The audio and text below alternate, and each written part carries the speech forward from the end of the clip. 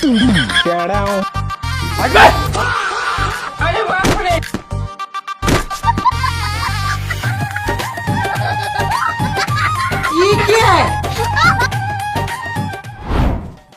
দেখো সেদিন থেকে আমি প্রতিজ্ঞা করেছিল ওই শালাকে আমি যেখানে পাবো সেখানেই মারবো।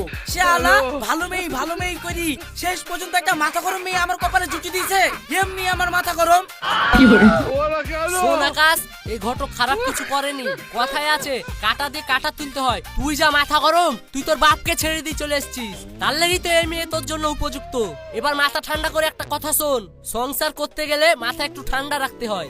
শোন, এখনো সময় আছে, মাথা গরম না করি বউটাকে ঘুরিয়ে নিয়ে এসে বাপের বাড়িতে ওঠ, দেখবি জীবনে খুব সুখী হবি। তোর বাপ মাও কিন্তু তোকে ছেড়ে ভালো নাই। কিন্তু চাচা, আব্বার যখন আমাকে ছেড়ে এতই কষ্ট হয়েছে, তাইলে আগে কেন আমাকে কথাই বইতো? দেখ আকাশ, এতদিন তোর আব্বা তোকে যা বলেছে সব তোর ভালোর জন্য, তাই তাদের কথাই কিছু মনে করতে হয় না।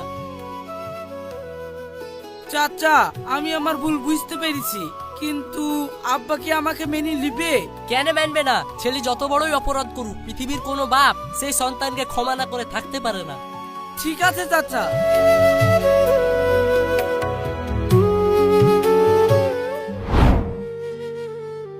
দেখ তানিয়া, আমরা নিজের লোক সহ্য করেছি, পরে তো আর শুনবে না।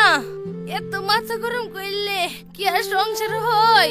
মাথা গরম না কমাইলে তুই কোনোদিন সংসার করতে পারবি নি। শোন, মেয়েদের স্বামী ছাড়া কেউ আপন হয় না। দেখছি নি আমার কি কপালে কষ্ট। আজ তো নানা বেঁচে থাকলে আমি কি এইভাবে কষ্ট পাতুক?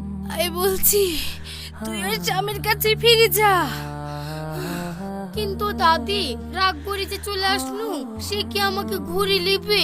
তার উপরে কত অত্যাচারও করেছি, আমি কোন মুখলে ফিরে যাব বলো তিনি? তানিয়া, তানিয়া,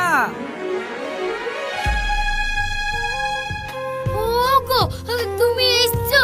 হ্যাঁ তানিয়া, আমি তোমাকে লিখতে এসেছি, আমাকে ক্ষমা করে দাও। আমি তোমাকে কথা দিচ্ছি, আর জীবনে তোমার উপর আমি মাথা গরম করব না। ওগো, তুমি আমাকে ক্ষমা করে দাও। আমিও তোমাকে কথা দিচ্ছি, আর কোনোদিন আমি মাথা গরম করব না। ওরে ছুরি, স্বামী যখন নিজে থেকে নিতে এসেছে, তুই আর দেরি করিসনি, তাড়াতাড়ি চলে যা।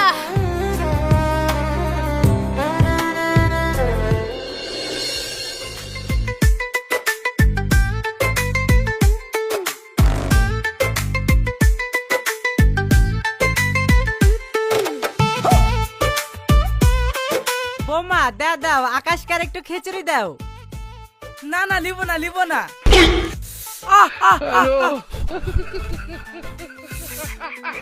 দিলি তো আটটা পুড়ি, তোকে বারবার করে পুনঃ লিব না। ওরা কেন?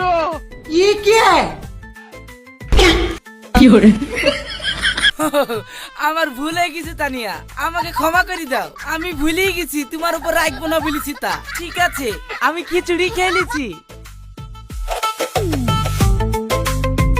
ছোট ছোট ভুল মাফ করে হাজার কষ্টের মাঝেও একে অপরের হাত ধরে বেঁচে থাকার নামই হলো সংসার। আর এই ভালোবাসাই পারে একটা ঘরকে বাঁচিয়ে রাখতে।